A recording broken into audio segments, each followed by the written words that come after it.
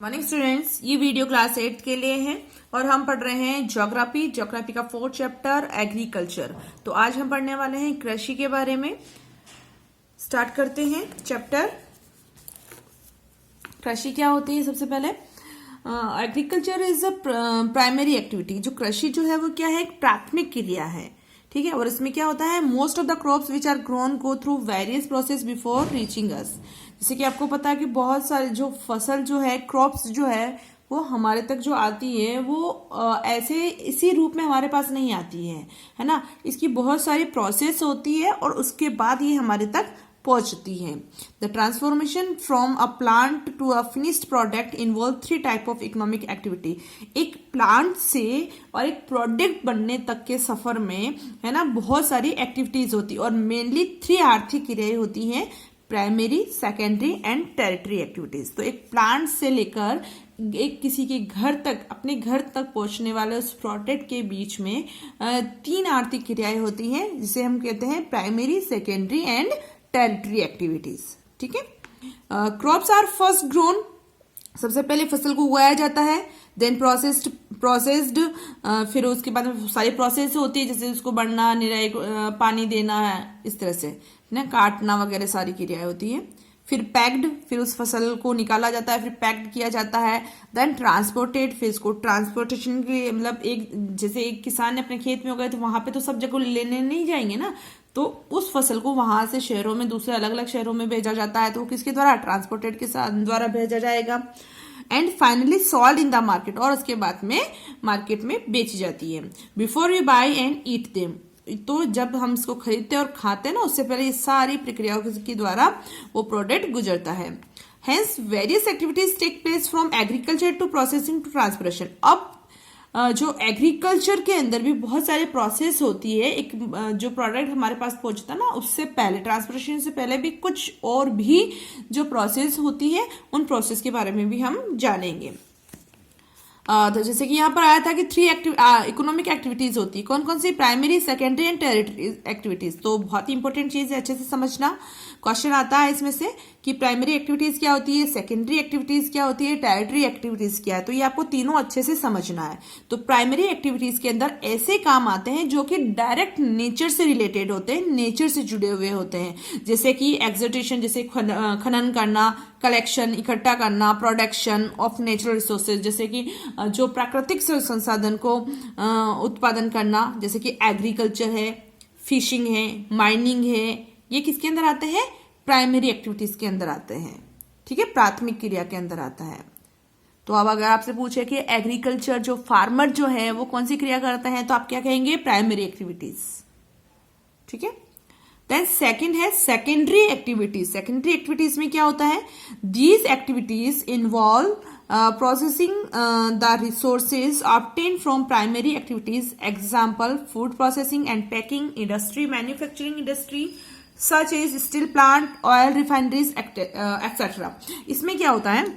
जो secondary secondary activities के अंदर क्या होता है? जो प्राइमरी एक्टिविटीज से जो चीजें प्राप्त होती है, उन सभी उत्पादों को पैक करना, है ना, इंडस्ट्री तक पहुंचाना, है ना, मैन्युफैक्चर करना, ये सारी किसके अंदर होती है? सेकेंडरी एक्टिविटीज के अंदर होती है, ठीक है।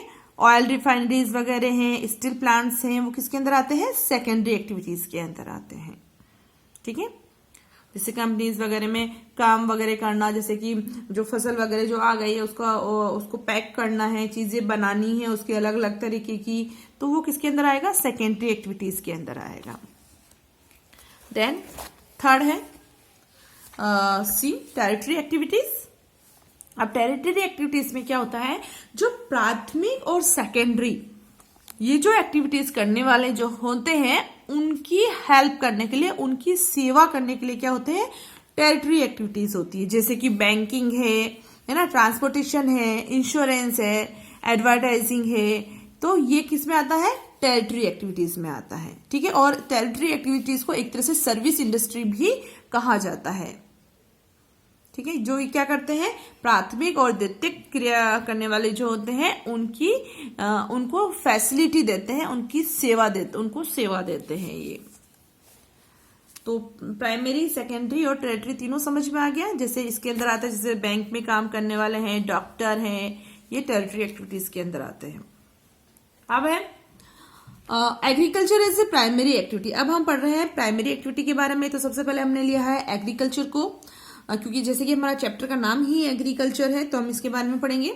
Agriculture is a primary activity which include growing crops, vegetable, fruits, flower and rearing livestock. Agriculture क्या होती है? ये प्राथमिक क्रिया होती है और जिसके अंदर फसल को उगाना, सब्जियां उगाना, फ्रूट्स, फ्लावर और जो है पशुपालन जो है वो एग्रीकल्चर के अंदर आता है, कृषि के अंदर आता है। Other resources which we get from agriculture are cotton and jute for fiber and various beverage and spices. इसके अलावा इसके अलावा जो अदर रिसोर्सेज, जो अदर संसाधन है उसके अंतर्गत एग्रीकल्चर में आते हैं कॉटन, जूट, ना जो फाइबर, रेशे वाले जो फाइबर होते हैं वो, ठीक है, और बेवरेज जैसे चाय है, कॉफी है, ये बेवरेज के अंदर आते हैं। स्पाइसेस मसाले जो होते हैं वो भी इस प्राथमिक क्रिया के अंदर ही आते हैं। Nearly 50% of the world's population is directly or indirectly connected with the primary activity of agriculture. देखो, दुनिया की लगभग 50% लोग जो है, 50% जनसंख्या जो है वो डायरेक्ट और इनडायरेक्ट रूप से इस कृषि से जुड़ी हुई है, इस प्राइमरी एक्टिविटी से जुड़ी हुई है, ठीक है। Agriculture is dependent on favorable topography of soil, climate and water resources that are important for various agriculture activities. अब कृषि किस पर डिपेंड करती है? कृषि के लिए क्या होना चाहिए? तो कृषि के लिए मेनली क्या होना चाहिए? सही तरह की सॉइल होनी चाहिए, मिट्टी उपजाऊ होनी चाहिए, अच्छा क्लाइमेट, उस फसल के अनुकूल क्लाइमेट होना चाहिए, वाटर रिसोर्सेज होने चाहिए, है ना, जल संसाधन होना जरूरी है, ठीक है, और अलग अलग तरह की एग्रीकल्चर एक्टिविटीज भी होनी चाहिए। तो ये एक एग्रीकल्चर, तब जाके जो है कृषि बहुत अच्छी तरीके से हो सकती है।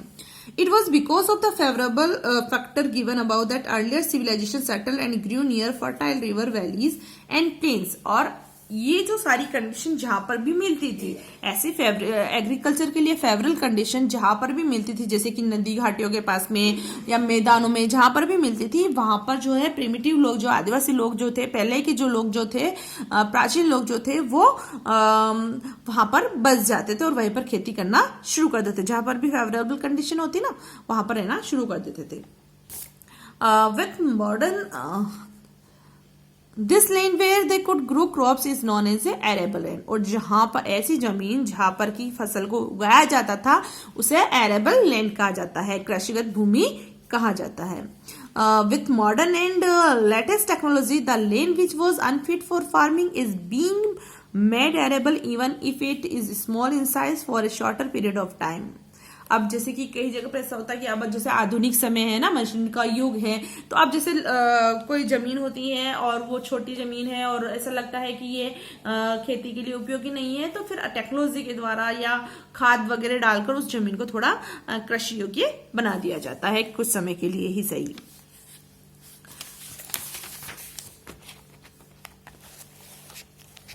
फिर हम यहाँ पे देखने वाले हैं कि जो एग्रीकल्चर जैसे शब्द जो है, एग्रीकल्चर जैसे इसमें खेती करी जाती है, उसी तरह से कुछ और भी वर्ड है, जैसे agriculture, sericulture, पैसिकल्चर, वर्टिकल्चर, horticulture.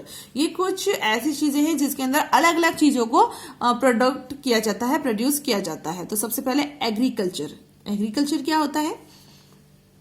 The science and art of cultivating soil, raising crops and rearing livestock, also called farming।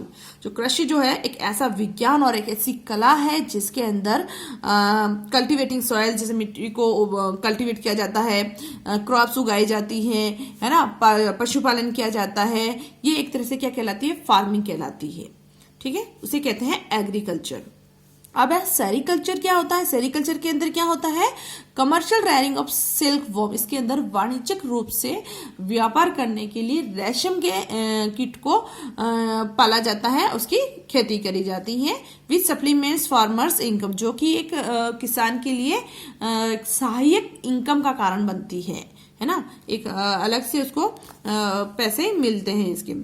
फिर है पैसिकल्चर। क्या होता है पैसिकल्चर के अंदर? क्या होता है? Breeding of fish in special constructed pond and tanks. इसमें जो विशेष रूप से बनाए गए जो पॉन्ड, तालाब वगैरह, टैंक वगैरह जो होते हैं उसके अंदर मछली पालन किया जाता है, उसे कहा जाता है पैसिकल्चर। विटिकल्चर किसे कहते हैं? कल्टिवेशन ऑफ ग्रेप्स, जो अंगूर की जो खेती जो होती है उसे कहा जाता है विटिकल्चर।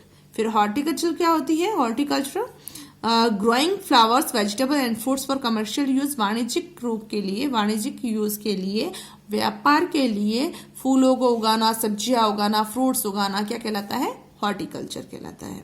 ठीक है, आपको होमवर्क के अंदर मैं यहाँ पे एक होमवर्क दे रही हूँ, इसमें आपको ये जो दिया हुआ है 5, इनकी डेफिनेशन आपको याद होनी चाहिए कि क्या क्या होता है ये।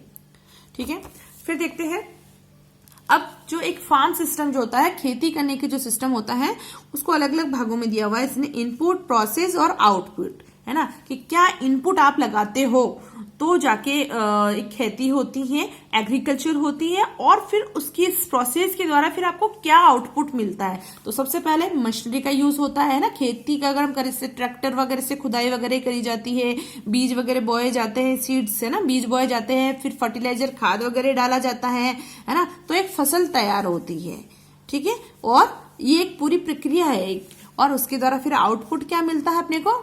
क्रॉप्स मिलती है, फसल तैयार मिलती है अपने को, है ना। और ये सब चीजें अगर हम करते हैं, ये इनपुट हम करते हैं, ये वर्क हम अगर हम करते हैं तो उससे हमें क्रॉप्स मिलती है, इसका रिजल्ट हमें क्या मिलता है? क्रॉप्स मिलता है। फिर एक फार्म सिस्टम का एक डायग्राम भी यहाँ पे दिया हुआ है कि फिजिकल, भौतिक इनपुट आप क्या लगा रहे हो। भौतिक इनपुट की जैसे कि धूप होना, सनशाइन, रेनफॉल, बारिश की जरूरत होती है फसल को, टेम्परेचर की जरूरत होती है, soil, slope, drainage, growing period, manure, seeds, ये सब कुछ क्या किसके अंदर आते हैं? फिजिकल इनपुट के अंदर आते हैं, है ना।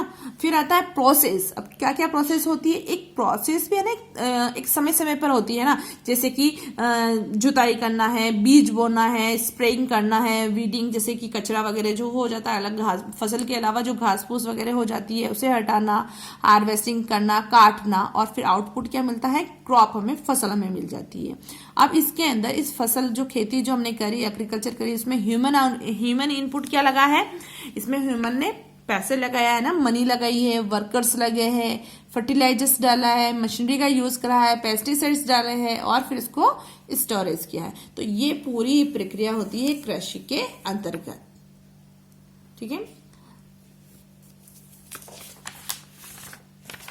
आज का मैंने आपको होमवर्क में क्या दिया है, आपको ये इनकी डेफिनेशन आपको लर्न करनी है।